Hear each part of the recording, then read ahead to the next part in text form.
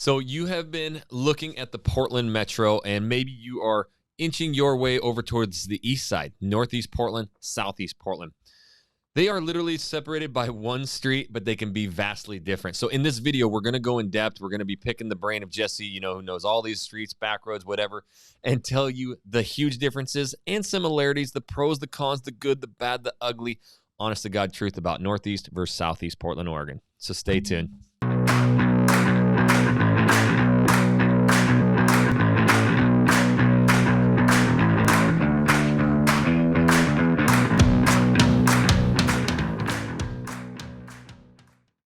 What's up, everybody? This is Jackson Ray Wilkey. And Jesse Ray Dow. And we are the Real Agent Now group right here in the Portland Metro. If this is your first time to this channel, you want to learn everything about what it's like to work, eat, sleep, live, play, and the difference between Northeast and Southeast Portland. Make sure you tap that subscribe button and you click the little bell so you're notified every time we do a new video. We are getting so many calls, reach outs every single day, and we absolutely love it. If you're thinking about moving, make sure you give us a call, shoot us a text, send us an email, even send us that pigeon carrier. However you want to get a hold of us, we got your back when moving to the Portland Metro.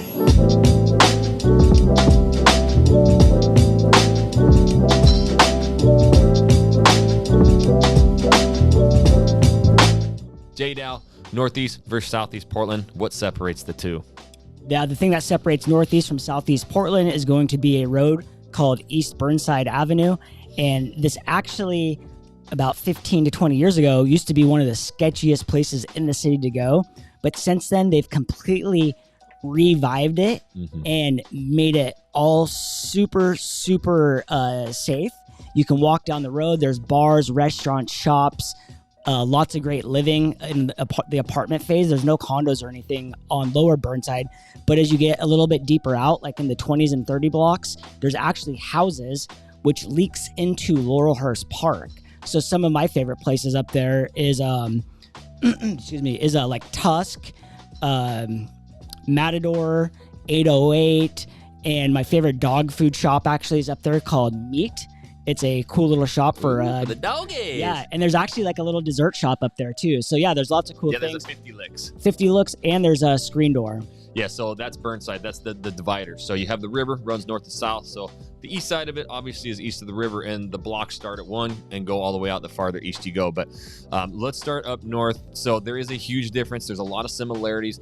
One thing I've noticed, all the vlogging and just helping clients in these, you're going to have flat roads up there and just north, south, east, west roads. But let's talk about the kind of the farthest north up there, maybe like the Alberta areas. What are you really getting in that northeast section that makes it unique? Yeah, what you're going to get up in the northeast neighborhoods is you're going to get super all turn-of-the-century homes. It's going to be very sporadic as far as like the price points go, because you can get a 2-bedroom, 1-bath home up there for, the 400 or low 400s. It's going to be really competitive right now. All the way up into that $800,000 range, and an $800,000 house in Alberta Arts is going to probably have an ADU. It's going to be 3,000 square feet. Most likely it's going to be fully remodeled, but it's a great place to live. There's also a little bit further north of that. It's like Concordia, and you've probably heard of the Concordia Ale House and the Kennedy School, which is a McMiniman's very famous, bar here. But that Concordia or the Alberta Arts District is really known for the street Alberta Avenue is, the street Alberta.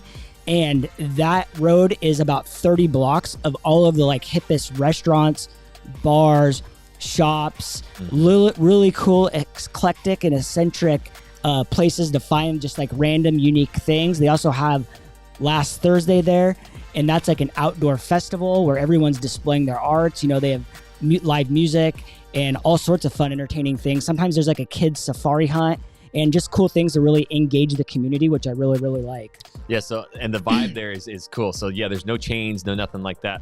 And you have these communities are really close to each other too. So are we just seeing people who like the hip and the fun going to Northeast? Or are we seeing families move there? Are we seeing professionals? Like, who's really filling up these areas? Yeah, it's honestly like it's like a huge blended mix, and it's a great melting pot. And I really believe that it really depends what kind of lifestyle that you want. And I think that the people that move up there that are like the family style are because you have the walkability is incredible. You can walk, blocks in either direction and pretty much run into something that you're looking for. Yeah. And since the roads are all flat up there, it's great for just, playing and walking, riding, running. It doesn't really matter. There's just great accessibility for everything. So Alberta's amazing. The kind of the southern border there, we have Irvington. Let's talk about Irvington and what makes it unique. Yeah, so Irvington is going to be all real same thing, same old turn of the century homes. But down there, that's what I would call your like super quintessential old Portland. Yep. You're going to see massive lots. You're going to see big homes. They're all going to typically be 2,000 to 5,000 square feet. And they're going to be typically in very great condition. The average price point down there is probably going to be in the $700,000 up to the $1.2 million range. The schools are going to be great down in Irvington. That's going to get you closer to like I-5, the hospitals, more centralized to downtown Portland, but it's only going to be by a few blocks. But there's also like sneaky neighborhoods up there, like up on Alberta Ridge and Alameda, I Sabin. meant Alameda Ridge. Yeah, Alameda. There's great little pocket neighborhood up there off of 33rd and Fremont to the northwest section that we absolutely love. Ooh, he's getting into the brain here, his little secret spots. Yeah, because we cruised through it the other day. It's amazing. So you have like the bluff, and that Beaumont, Wilshire area is cool. So the Beaumont means like, bridge or whatever, but that actually kind of casts right over the top of the Hollywood district. So it's really putting you in some of the most, famous and notorious cities right in the Portland metro. What I love, I got the kiddos. Those schools are amazing. So some of the ratings are a little bit lower, and Jesse talked about this in a different movie because of, there's still a lot of older, generations living there, so they don't make as much money. That could be a reason why some of those schools aren't ranked as high, but so much fun. I see a lot of the parents, they throw the kid on the bike and they got, everybody's got their helmets and they're taking them to school. They're riding to work. There's some really fun areas there. There is a difference though. Like Northeast, I do see a lot of like the families. It's the melting pot, and I mean, there's just incredible living. Southeast is just funkier. Yeah. What's the big difference to you? Like, what do you see there? I'd say, like, honestly, like if I was like gonna classify it, I'd say like if the Northeast side is gonna be the family zone. The Southeast, I'd say, is gonna probably be your like more younger generations without kids, without the whole family scene. Yeah. I know a lot of people that live up there that are all, in their 20s and 30s, and, maybe they rent a house with 2 or 3 of their friends, but you're going to see tons of that up there. And it's just, you're going to see a lot more hills.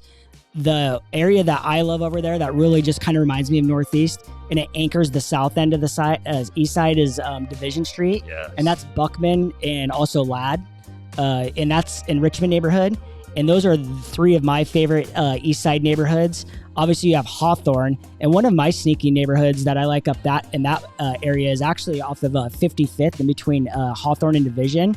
It's right below Mount Tabor, and it's just a freaking killer little hidden sneaky neighborhood. Yes. And I think if you're trying to get that east side vibe, but being a little bit more of a family-friendly neighborhood that has like great walkability and safe environment, I would say that's it. So I'll paint this picture for you because Hawthorne Boulevard is probably one of the most notorious. It's just blocks after blocks of independent shops, restaurants, bars, and you follow that all the way out to the east, and all of a sudden there's Mount Tabor, and it goes way up, and it's this big mountain. There's a couple hundred miles of different hiking trails. They're unbelievable parks up there. So we love taking the kiddos up there, and they give you maps. There's a bunch of numbers on all these just crazy different trees. So you get to learn about those, hike to the different parks. Then you come straight down, you hit Hawthorne, you hit Belmont, and there are some of the best restaurants. Super fun for families. So yeah, I mean, there are families living in the Southeast, but that is the big distinction. But if you do go to the Mount Tabor areas, it's primo living. Like those houses, every house is like well manicured, beautiful lawns. And the other day we were taking some clients on the east side of Mount Tabor. There's like another little sneaky town, like the 72nd, I think, and some of those areas. So little coffee shops on the back side of there. Yeah, and that all leaks up to Division, and that's the thing is Division. Exactly, goes right down to Division. Yeah, Division like actually used to be pretty bad back in the day, but it's really changed and gentrified over the years. So all the way from like 13th all the way up to like the 70 blocks is great. But if you even move beyond to that to the east, like down into Eastmoreland in Woodstock. Woodstock is going to be kind of like Alberta Arts as far as like the affordability ranking goes. It's not going to be as lively, but it is a little bit more compressed. But if you get into the Eastmoreland neighborhood, that's what I'm going to say is a lot like Irvington of the south side. You're going to have these big, awesome lots. It's going to be very old growth timber. There's a golf course down there. And then across the street, you got Selwood. Yes. Which is its own little community and basically its own little city. And it's another great little southeast area. If you like that little community feel, that's almost directly across from Lake Oswego on the river. So it depends, man. I mean, it's just, there's so many great options for whatever you're looking for. And that's why we really like to understand exactly what people's wants and needs are. Do you have a family? Do you not have a family? Do you need to drive somewhere for work? And all these things come into play. Transportation, northeast, southeast, what do you got? Yeah, I mean, you're going to have the bus line running through there like wildfire. You actually have dedicated bike roads now in all the neighborhoods.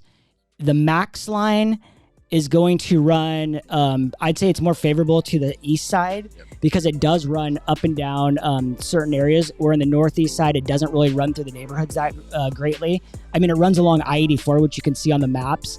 And but yeah, other than that, it does go down to Milwaukee now. Oh yeah, so yeah, the Max. So the Max line, it runs right down what they call 99W or 99E. Sorry, he lives off 99W. But it does make a stop in Eastmoreland / Selwood. So there's this bridge that crosses that connects the two, and the Max line stops right there. So you can just walk up some stairs and walk into any neighborhood. So you could take that all the way into downtown or all the way to Milwaukee. Getting into a home northeast, southeast Portland, pretty competitive right now. Oh, dude, it's always been competitive. It's one of those markets where, if people always want us to see comps with us. Like people and I can tell you exactly what a house is going to sell for. A lot of those agents over there like to list the house really low, so that way they get a super competitive environment going, and people waive contingencies. But that's what we specialize in, is we actually know what the condition of the home's going to be in, because over there it's going to be the floor plan, the location, the layout, and size. In the size. Yeah. Does it have an ADU, no ADU, garage, no garage? Does it have 3 bedrooms upstairs? Does it have a master ensuite? When I'm listing those houses, all of these things play a key role in what the price is going to be. So if you're working with someone that's an expert at pricing homes, they're going to be able to tell you what the price is of buying a home. Because if a house isn't selling over there, there's probably like a major issue. And since all these houses are turn of the century, there is some new infill construction, but if they are all turn of the century, you have to know what you're looking for. And we have great connections to contractors, but more importantly, foundation specialists. So if the foundation has an issue, we'll get our foundation specialists out there to take a look at it for us and tell us what the cost of the repairs are going to be. So that way you're not stuck buying a house that needs $60,000 in foundation repairs. Yeah, and these are areas that, I mean, this is the early Portland founded. I mean, there's historic homes there from the 1800s. So that's the one thing you're going to find over in the northeast, southeast sides. And that's the beautiful part about us. We work with the top inspectors. So from the crawl space to the attic, nothing we leave unturned, even the sewer scopes. So those are stuff that we know on that northeast, southeast side. It's very competitive, and homes that have been, redone, rewired, and they're very nice. They go like that. So it's just an incredible area to live. I love going over there. I would totally live there. I mean, it's just a fun atmosphere. And then did you have one other thing you want to say? Oh yeah, it was my dream to always live in Northeast Portland. And I would still love to live there one day. The thing I was going to say, and speaking of inspections, is some of these people, unless you really know what you're looking at, you might not know what inspections you need on a turn of the century home. Yeah, but there's like lead-based paint inspections. There's from what year? Oh, from anything before 1978. There needs to be a lead-based inspection report done. Most of the houses have been repainted or the lead paint's been mitigated. But if you don't know what you're looking at, you don't know. A lot of these houses were built with asbestos. So what's safe asbestos? What's not safe asbestos? What needs to be mitigated? But a lot of these houses were actually either on seared septic, or they were also maybe on a cesspool. Has a cesspool been decommissioned? There's specific records we can look into to find those things out. We actually just had a house under contract that we ended up just closing on, but it only had an 8-inch clearance to get under the house. No one had ever been able to do an inspection of this house. Guess what we did? We got a hold of our inspector, another inspector that we typically never use, but he specializes in low clearance inspections, and he brought out a robot that can go underneath crawl spaces as little as 3 inches. And we were able to look at that house and underneath the house to make sure that there was no damage where things of maybe it could have happened. Maybe the kitchen sink had caused a leak because no one had ever done it. And if it needed to be repaired, the whole kitchen had to be torn up to get down there. Mm-hmm. So it was probably one of the coolest things I'd ever seen done. And it just really gave our buyers the sense of relief that there was nothing wrong with this house. And if there was, we would have gotten it fixed. Mm-hmm. And so, yeah, Northeast, Southeast Portland, incredible neighborhood, so much to do. You would never, ever, ever be able to see and do everything over there. If they start inching out to the east, maybe some blocks, they're getting nicer, they're getting better, but is there areas that maybe you just, obviously there's public data out there from niche.com and redfin.com of some of these neighborhoods, but what blocks maybe do they just start looking, hey, these are getting cleaner, but they're not quite there yet? Yeah, I would say anything between 82nd and 205 is some areas that I think are some pretty good opportunity zones. We've had some clients get some really, really good deals up there, especially when you start getting closer to Burnside, because that's called what on the west side of the 82nd, it's called Montevilla. And that's a really hot little pocket neighborhood that has a lot of cool things going on, and it's up and coming. So if you can get close into that area, 82nd used to be a very busy street, and it used to be full of like used car dealerships. Yep. Sadly, back in the day, there was a lot of like prostitution and things like that going on there, seedy motels, but all that's getting cleaned up and changed. Yep. So you don't really see that stuff anymore. And, we get a lot of clients that are looking in there because you can get some really great value. There's also Lentz Park up there, which is where the Portland Pickles play baseball. Ooh. So that's a pretty cool little area too. Yep. Took my son there. We went and watched the game, and he got to run the baseball out for he actually raced the Portland Pickle. So incredible areas, so much fun. And what I love over there too is every few blocks there's a lot of parks. So there's little like BMX tracks, there's a bunch of parks to play, and those some of them are brand new and nice. It is actually very family oriented, and it's also very oriented towards those young professionals, or just you and the wife, you and the husband, whatever, the couples. So much to do. We really hope in this video you kind of heard, hey, that's my lifestyle. That's really not. That's what we do though. Once you call us, we set the Zoom call up. We just understand why you want to be here, how why you need to be here, and we want you living that lifestyle. So we're going to place you in somewhere that's very close to work, very close to where you need to be, and where you can enjoy all of this. Maybe Northeast, Southeast ain't your thing. We'll figure it out. The only way we can do that, you got to reach out to us. You got to give us a call, shoot us a text, send us an email, even send that pigeon carrier. Days, nights, weekends, we got your back. We're moving to the Portland Metro. And until the next video, we'll catch you later.